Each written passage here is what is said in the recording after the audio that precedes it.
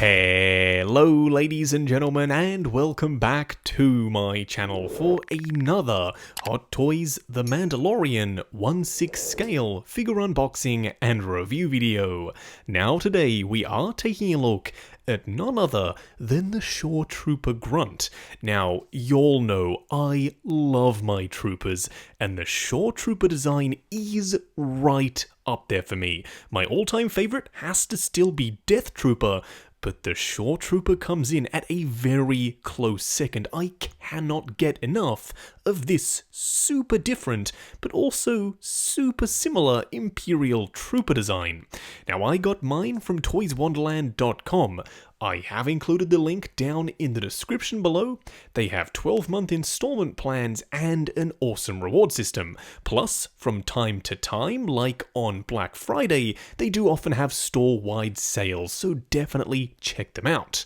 What we are going to do now, though, is get the box laying flat in the light box and do the unboxing. Here, of course, we have the box art, and it's done in the usual Hot Toys Star Wars style. We've got a massive image of the figure himself, plus the Star Wars logo in a gorgeous silver foil, the wraparound banner showcasing, once again, the figure inside, and another product shot on the side of the box, plus all of the relevant legal information on the back. Now, it's inside the box, for some weird reason, that they showcase the best artwork. Once again, the figure, but this time on a gorgeous background with some blast effects as well. Now, I personally don't know which is my favorite Shoretrooper, because at this point, this marks our third version. And don't worry, we will be doing comparisons throughout the course of this video, because I, for one, am very curious to see which one both y'all and I think is the superior release.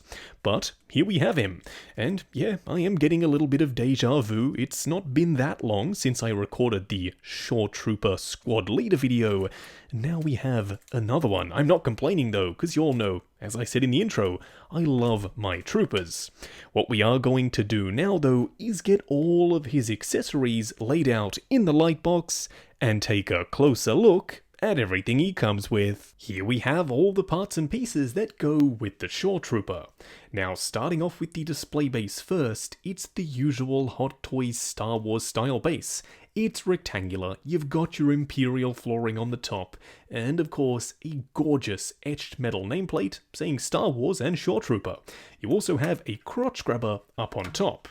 Now, in terms of weaponry, he only comes with one blaster, and it's the E22. It was gorgeous the first and second times we got it, and it is the third time as well. They say third time's the charm. This thing is painted marvelously. It's got weathering, it's got surface detail, and the sculpt is crisp. You also can very clearly make out the E11 that makes up the skeleton of the E22. I have to say a massive kudos to the Rogue One prop department who invented this blaster. They perfectly blended new school and old school Star Wars into a gorgeous looking rifle. You also get some swap out hands as you'd expect, and the weathering is different between the left and the right sides. You also have some additional detail for the gloves compared to the normal original trilogy Stormtroopers that are just pretty much crisp, clean, and smooth. These have some pads sculpted in. What we are going to do now, though, is get the Shoretrooper himself out here and take a closer look. Here we have him standing straight up and down in the light box, no crazy poses or accessories or anything like that. And oh yes, this guy looks awesome. I don't think there was any doubt in anyone's mind, because this is the third Shoretrooper we've gotten.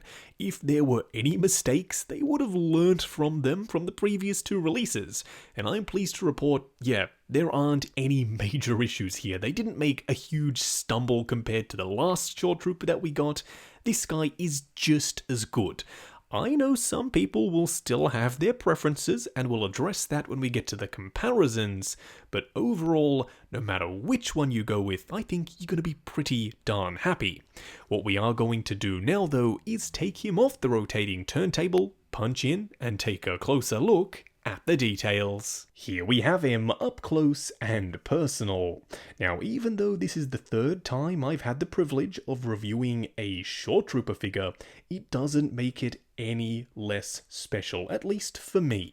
They always seem to tweak or change or improve something, even if it's something minor, over and above the previous release, even when it's a variant of the same trooper, which this guy technically is. Now, starting off with the helmet design, they've captured the look flawlessly. I love the super high gloss, smaller visor, the mandibles that come down kind of like the Death Trooper, and then the long central snoot, kind of like the Scout Trooper. They've taken various elements of my favorite troopers and combined it into one, and I think that's why I connect with this particular trooper so very well. He also has this blast shield up on top, and I do like the pop of red. It kind of just breaks up the overall yellow tone or sandy tone of the armor itself. You also have a ton of weathering and chipping and dirt and grime and wear and tear. You can tell this guy has definitely seen his fair share of battles.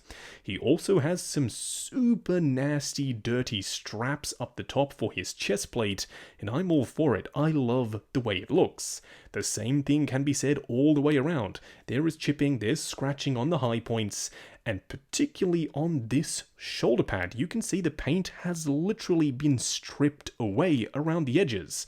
That, I think, is probably the dirtiest Shoretrooper shoulder pad I've ever seen. Don't worry, that comparison to the others is still coming up. On the chest plate, even more weathering and scuffing. Then coming down to this piece, we have the return of the ammo pouch. I didn't know that on the first version it was also velcroed on, but if you wanted to move the leg up and then potentially velcro it a little bit higher, you can totally do that. I'm glad that they didn't make it fixed permanently to this panel, because that would absolutely stress out these pleather straps, so I'm glad you can position it how you see fit. He also has this little pouch on the back and some more little ammo cartridges. I just love how utilitarian this design is. It's straightforward when it comes to the pants. There's not a ton of armor down here, but he does have a ton of pouches. It's simple, yet very effective. Now, just quickly, I want to touch on the asymmetrical design. I love the stripe up here on the shoulder, but then the red plate for the bicep. He also has those 3 yellow squares, which I assume signify rank or potentially squad, and then he also has a ton more weathering. I'm pretty sure I've said weathering about 55 times now, but that's the best way to describe the overall look of this guy. He is super weathered. The one area where he potentially isn't as much as I would like, though, is the pants. The pants are just very clean. They look like they've been pretty much freshly pressed. They are 100% brand new right off the rack, so I wouldn't have minded some more weathering, but last time I said that, I was told that they are supposed to be a little bit more clean for the Mandalorian, so if that is true, then I am still perfectly happy with the way he looks as a whole. Coming down to the shin guards, they are asymmetrical and they are painted gorgeously. Once again, wear and tear, there's some pitting, there's some dirt in the crevices, and then on the shoes you have some sand, very subtly mind you, painted around the soles, and also up here on the toe. And yes, you do have some tread detail. They are very clean, but you do at least have it sculpted in down there at the bottom. Overall, I can't tell you yet which is my favorite Shoretrooper, but this guy, yeah, he's definitely in the running. Now for a quick side-by-side comparison, here we have all 3 Shoretrooper variants standing together. Now I do plan to give you my thoughts on which one I prefer, but hopefully this segment will help you decide which one to pick up if you are tossing up between the 3.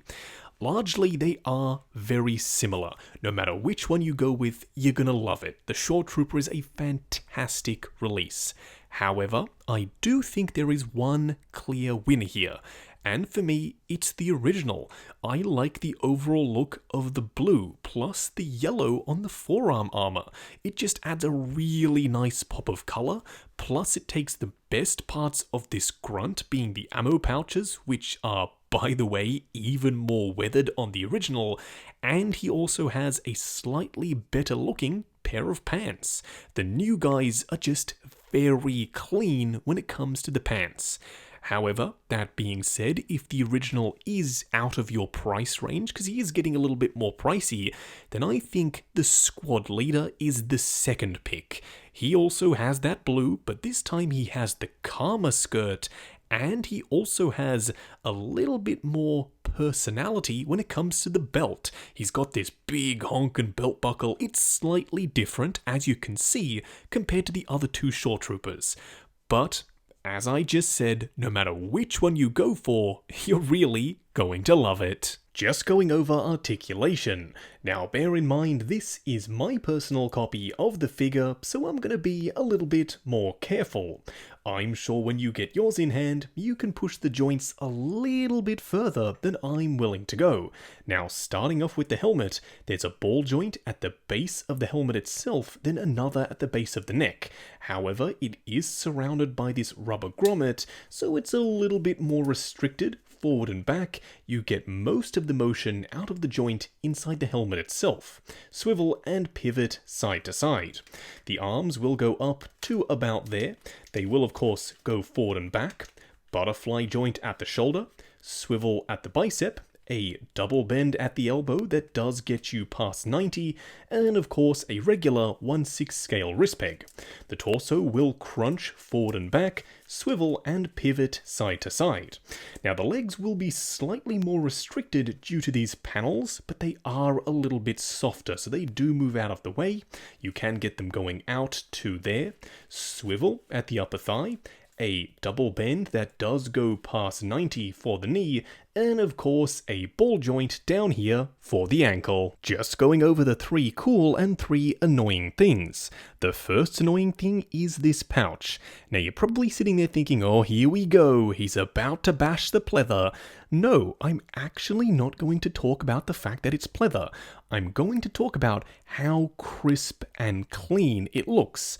I mean, if you take a look at the armor, he's very clearly very battle damaged. But then we get down to the pants and this pouch, and it's pristine.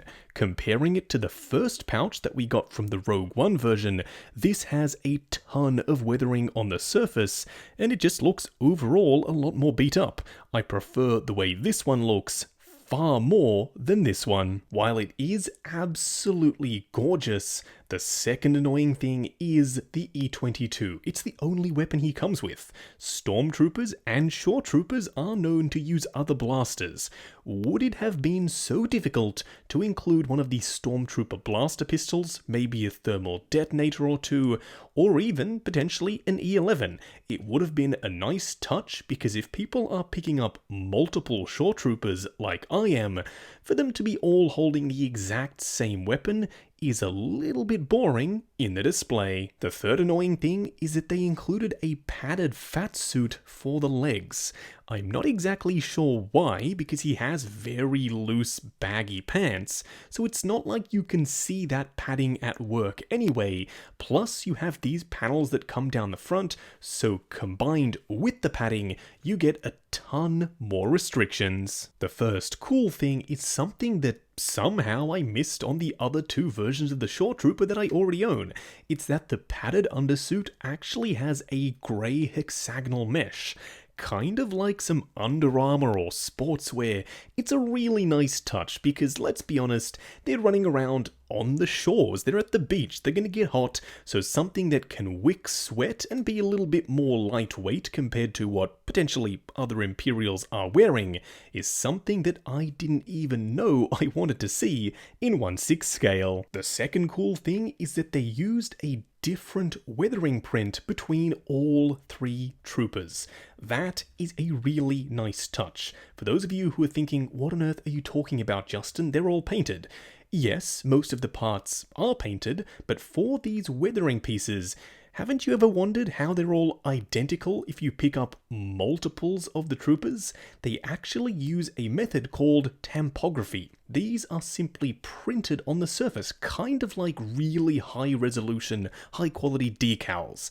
And I'm glad that they mixed it up between the various troopers. They could have very easily used the same prints across all three, but I for one am happy that they didn't. The third cool thing, and yes, this is true of the other Shoretrooper versions as well, but he's wearing a pretty much entirely fabric undersuit, both on the legs and on the upper torso. That means you can go crazy with your posing, not have to worry about any creasing, any tearing, or anything degrading over time. Just wrapping up on the Shoretrooper Grunt from The Mandalorian. Now, going into this, I was really excited. I love my troopers. You all know that about me. And this guy is right up there among my personal favorites. The Shoretrooper design is badass. And the same thing can be said for this figure. If you were on the fence and you were thinking about picking up the Shoretrooper, maybe even army building, you have a squad leader on order. This guy is a perfect complement. I picked up two. I'm starting to build out my Shoretrooper squad, and this guy is another fine addition to my collection. The paint applications are gorgeous, the armor is super crisp, and while the color palette isn't as visually pleasing to my eye as the original one, it still looks awesome. The fact that it's still very clearly a Star Wars trooper design, but it's such a drastically different color, means that it's absolutely going to stand out on your shelf. If you have him amongst some regular white stormtroopers, I promise you, your eye will be drawn to this guy immediately when you flick on those lights and walk into your collection room. Now, I got mine from toyswonderland.com. Link for that is down in the description below. They have 12-month installment plans and an awesome reward system. While you're down in the description, check out the link to 6 Scale Network, the Facebook group. Come along, chat figures, share photos of your collection, and of course, see what's coming up next on the channel. Like, comment, and subscribe, and we'll catch you in the next video.